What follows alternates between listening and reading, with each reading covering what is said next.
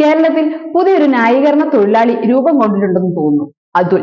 നിങ്ങൾക്ക് എല്ലാവർക്കും പരിചിതമായ ഒരു യൂട്യൂബ് ചാനലിലൂടെ നമ്മുടെ മനസ്സിലേക്ക് എല്ലാം ഇടം തേടിയ അല്ലെങ്കിൽ റിയാക്ഷൻ വീഡിയോസിലൂടെ എല്ലാം പോപ്പുലർ ആയ അതുലിനെ കുറിച്ച് തന്നെയാണ് സംസാരിക്കുന്നത്. അടൂരിലെ ഒരു പ്രമുഖ സ്ഥാപനം അല്ലെങ്കിൽ അടൂരിലെ ഒരു ഓൺലൈൻ ബൊട്ടീക്കിനെതിരെ പല വിധത്തിലുള്ള ആരോപണങ്ങൾ വന്നുകൊണ്ടേയിരുന്നു, അല്ലെങ്കിൽ ഇപ്പോഴും വന്നുകൊണ്ടേയിരിക്കുന്നു. അവർ അവരുടെ ചാനലിലൂടെ അവരെ ന്യായീകരിച്ചുകൊണ്ടിരിക്കുകയാണ്. അത് മനസ്സിലാക്കാം, കാരണം അവരുടെ സ്ഥാപനമാണ്, അവരുടെ ചാനലാണ്, അവർ അവരെ ന്യായീകരിക്കുക തന്നെ ചെയ്യും.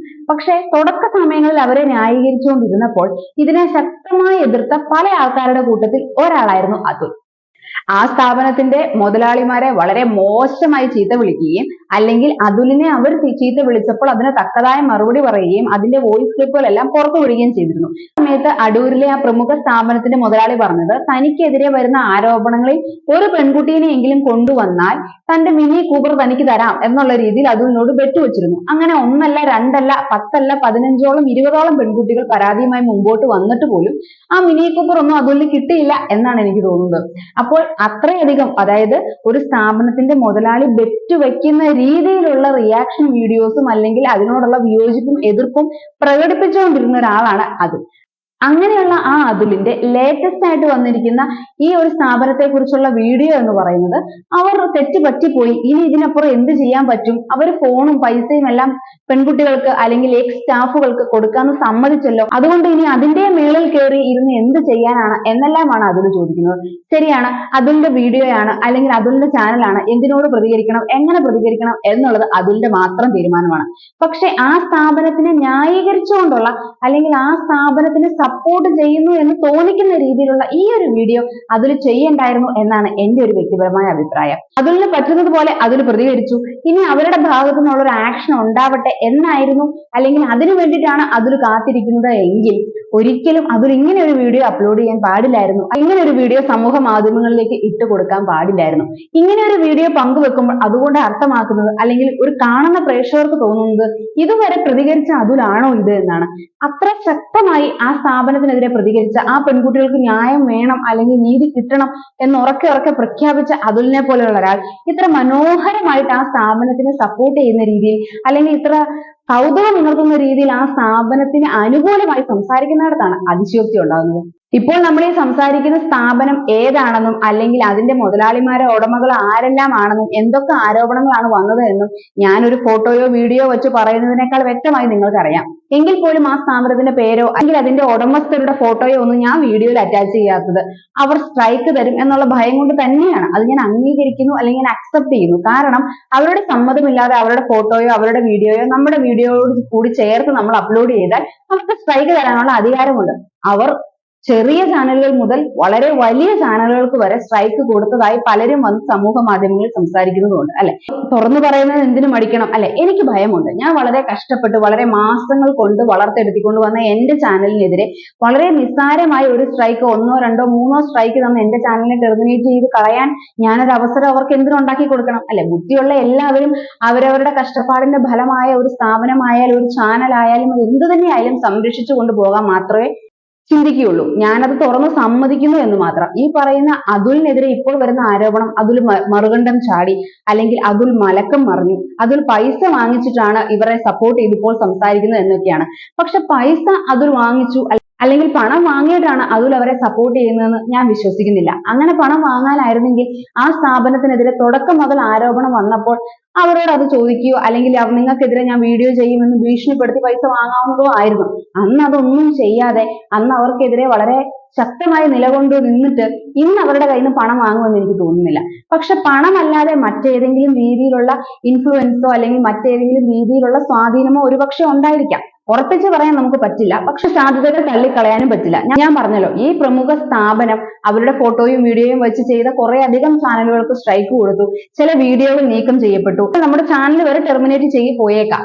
ചിലപ്പോൾ അങ്ങനെ ഒരു പ്രവൃത്തിനെ ഭയന്നിട്ടാകാം, അല്ലെങ്കിൽ ഒരുപക്ഷെ ഒന്നോ രണ്ടോ സ്ട്രൈക്ക് ഓൾറെഡി കിട്ടിയിട്ടുണ്ടാകാം അതുലിന്. ഇനി ഒരു മൂന്നാമത് സ്ട്രൈക്കും കൂടെ കിട്ടണ്ട എന്ന് ഓർത്തിട്ട് ഒരു വീഡിയോ ചെയ്തതാകാം. ഞാൻ പറയുന്നത് എല്ലാം സാധ്യതകളാണ്. അതുൽ പണം മേടിച്ചെന്നോ അല്ലെങ്കിൽ സ്ട്രൈക്കിനെ ഭയന്നുകൊണ്ട് ഇപ്പോൾ ന്യായീകരിക്കുന്നതാണെന്നോ ഒന്നും ഉറപ്പിച്ചു പറയാൻ പറ്റില്ല. എങ്കിൽ പോലും സാധ്യതകളെ തള്ളിക്കളയാനും പറ്റില്ല.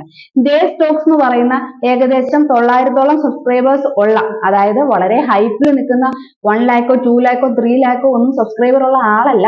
വെറും 900 സബ്സ്ക്രൈബേഴ്സ് മാത്രമുള്ള ദേവ് സ്റ്റോക്സ് എന്ന് പറയുന്ന ചാനലിന് പോലും അവർ സ്ട്രൈക്ക് കൊടുത്തു. അതായത് അവർക്ക് ചെറുതെന്നോ വലുതെന്നോ ഇല്ല. വ്യൂവേഴ്സ് 50,000 60,000 ആകണമെന്നില്ല. വെറും 10 വ്യൂവേഴ്സ് മാത്രമേ ഉള്ളൂ എങ്കിൽ പോലും അവരുടെ സ്ഥാപനത്തിന്റെ പേരോ അല്ലെങ്കിൽ അവരുടെ സ്ഥാപനത്തിന്റെ ഉടമകളുടെ മുഖമോ വച്ചൊരു വീഡിയോ ചെയ്തിട്ടുണ്ടെങ്കിൽ അവർ സ്ട്രൈക്ക് കൊടുക്കും. സ്ട്രൈക്ക് കൊടുക്കുക എന്നുള്ളത് ഒരുപക്ഷെ അവരുടെ അവകാശമായിരിക്കാം, അല്ലെങ്കിൽ നിലനിൽപ്പിനെ ഭയന്ന് അല്ലെങ്കിൽ അവരുടെ സ്ഥാപനത്തിനെ സംരക്ഷിക്കാനുള്ള അവരുടെ ഒരു മാർഗമായിരിക്കാം. പക്ഷെ സംസാരിക്കുക അല്ലെങ്കിൽ തുറന്ന് നമ്മുടെ അഭിപ്രായങ്ങൾ പറയുക എന്നുള്ളത് നമ്മുടെയും ധർമ്മമാണല്ലോ. അതിന് അവരുടെ ഫോട്ടോയോ അവരുടെ സ്ഥാപനത്തിന്റെ പേരോ അവരുടെ വീഡിയോകളോ ഉപയോഗിക്കണമെന്നില്ല. നമ്മുടെ അഭിപ്രായം അവരുടെ പേരോ അവരുടെ സ്ഥാപനത്തിന്റെ പേരോ ഒന്നും ഉപയോഗിക്കാതെ തന്നെ സംസാരിക്കാവുന്നതാണ്. വെറും ആരോപണങ്ങൾ, അല്ലെങ്കിൽ പെൺകുട്ടികൾ, അല്ലെങ്കിൽ ശമ്പളം കിട്ടിയില്ല, അല്ലെങ്കിൽ മൊബൈൽ ഫോൺ പിടിച്ചു വെച്ചു, ഇങ്ങനെയുള്ള കുറച്ച് കാര്യങ്ങൾ പറയുമ്പോൾ തന്നെ അത് ഏത് സ്ഥാപനമാണെന്നും അത് ആരൊക്കെയാണ് നടത്തിക്കൊണ്ട് പോകുന്നതെന്നും ഇപ്പോഴത്തെ സോഷ്യൽ മീഡിയയിൽ ആക്റ്റീവ് ആയിരിക്കുന്ന എല്ലാവർക്കും അറിയാവുന്നതാണ്. ശരിയാണ്, അതിൽ വീഡിയോ ചെയ്യേണ്ട, അത് അതിലുള്ള തീരുമാനം മാത്രമാണ്. പക്ഷെ അതേ വീഡിയോയിൽ തന്നെ അതിൽ ഒരു കാര്യം കൂടെ കൂട്ടിച്ചേർക്കുന്നുണ്ട്. ഇപ്പോൾ കുറെ ടീമുകൾ ഇറങ്ങിയിട്ടുണ്ട്. അവർ ആ പ്രമുഖ സ്ഥാപനത്തിനെതിരെ ശക്തമായി പ്രതികരിക്കുന്നുണ്ട്. ആ സ്ഥാപനം പൂട്ടിച്ചേ അടങ്ങൂ എന്നുള്ള രീതിയിലെല്ലാം മുമ്പോട്ട് വരുന്നുണ്ട്. അങ്ങനെയുള്ള ടീമുകളോട് ഞാൻ വിയോജിക്കുകയാണ്. അവരങ്ങനെ ഇനിയും ഇനിയും ചെയ്യാനാണെങ്കിൽ ഞാൻ ആ പ്രമുഖ സ്ഥാപനത്തിന് സപ്പോർട്ട് കൊടുക്കും. അവരുടെ കട പൂട്ടിക്കണം എന്ന് പറഞ്ഞു നിൽക്കുന്ന ടീമുകളെ ഒന്നും ഞാൻ വെറുതെ വിടില്ല. അതൊന്നും എനിക്ക് യോജിക്കാൻ പറ്റില്ല, ക്ഷമിക്കാൻ പറ്റില്ല. അതുൽ പിന്നെ എന്താണ് തുടക്കത്തിൽ ചെയ്തുകൊണ്ടിരുന്നത്?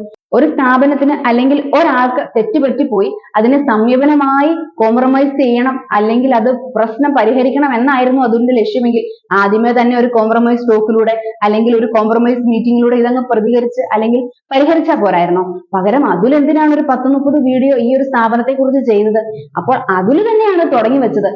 അതുൽ തന്നെ പറയുന്നുണ്ട്, അതുലിന്റെ വീഡിയോയുടെ താഴെ വന്ന് കുറെ ആൾക്കാർ കമന്റ് ചെയ്യുന്നുണ്ട്, പേഴ്സണലി മെസ്സേജ് അയക്കുന്നുണ്ട്. ആ സ്ഥാപനത്തിന്റെ അപ്ഡേറ്റ് എന്തായി, ആ സ്ഥാപനത്തിന്റെ കാര്യം എന്തായി, അവർക്ക് ഫോൺ കിട്ടിയോ, പൈസ കിട്ടിയോ എന്നൊക്കെ. എത്രയോ റിയാക്ഷൻ വീഡിയോ ചെയ്യുന്ന ആൾക്കാരുണ്ട്. അവരുടെ ഒന്നും കമന്റ് ബോക്സിൽ പോയി ഇത്രയൊന്നും ചോദ്യങ്ങൾ ആരും ചോദിക്കുന്നില്ലല്ലോ. അതുലിന്റെ കമന്റ് ബോക്സിൽ മാത്രം വന്നാണ് ഇത്രയധികം ആൾക്കാർ ചോദിക്കുന്നത്. അതിന് കാരണം എന്താണ്? അതുലാണ് ഇതിനെതിരെ ഇത്ര ശക്തമായി തുടക്കം മുതലേ നിന്നത്. ആ സംഭവത്തിനെതിരെ വളരെ രൂക്ഷമായി പ്രതികരിച്ചതും വീഡിയോകൾ അപ്ലോഡ് ചെയ്തുകൊണ്ടിരുന്നതും. അതുകൊണ്ട് തന്നെ ചോദ്യങ്ങൾ എപ്പോഴും അതുലിനോട് തന്നെയായിരിക്കും. അതിൽ കൂട്ടിച്ചേർക്കുന്ന ഒരു കാര്യമുണ്ട്, പത്രസമ്മേളനം വിളിക്കണം, അല്ലെങ്കിൽ കളക്ടറെ കാണണം, അല്ലെങ്കിൽ 10 നിബന്ധനകൾ വെച്ചിട്ടുണ്ട്, അതെല്ലാം പാലിക്കണം. ഇങ്ങനെയുള്ള പല രീതിയിലുള്ള ഡിമാൻഡുകളാണ് ആ പ്രമുഖ സ്ഥാപനത്തിലേക്ക് അല്ലെങ്കിൽ ആ പ്രമുഖ സ്ഥാപനത്തിനെതിരെയായിട്ട് പല യൂട്യൂബേഴ്സും ഇപ്പോൾ നടത്തുന്നത്.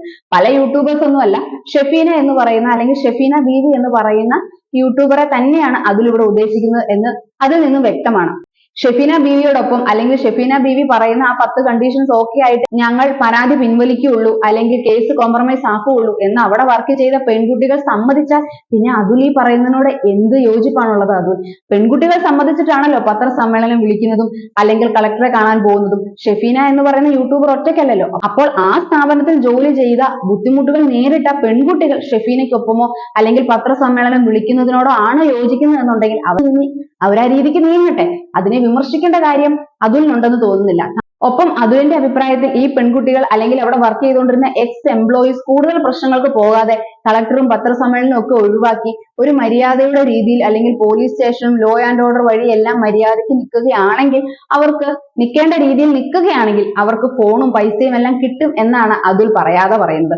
ഏതാണ് ആ നിൽക്കേണ്ട രീതി? ഓരോരുത്തർക്ക് നിയമം കൊണ്ട് പോരാടാം, ചിലർക്ക് ആയുധങ്ങൾ കൊണ്ട് പോരാടും, ചിലർ വാക്കുകൾ കൊണ്ട് പോരാടും. ഏത് രീതിയിൽ പോരാടണം എന്നുള്ളത് അവനവന്റെ മാത്രം മനുഷ്യത്വത്തിലും അവനവന്റെ മാത്രം തീരുമാനത്തിലും നിൽക്കുന്നതാണ്. അങ്ങനെ അവനവന്റെ കാഴ്ചപ്പാടിലും മനുഷ്യത്വത്തിലും പെടുന്ന ഒരു കാര്യത്തിലേക്ക് ഉപദേശിക്കാനോ അല്ലെങ്കിൽ അവരെ വിമർശിക്കാനോ പോകണമെന്ന് എനിക്ക് അഭിപ്രായമില്ല. ഉപദേശിക്കാനും വിമർശിക്കാനും നമുക്ക് പോകാം, എപ്പോൾ നമ്മൾ രണ്ട് ഭാഗത്തും നിന്ന് ചിന്തിച്ച് അല്ലെങ്കിൽ നമ്മൾ രണ്ട് കൂട്ടരെയും ഒരുപോലെ വിമർശിക്കാനോ ഉപദേശിക്കാനോ തയ്യാറാകുമ്പോൾ.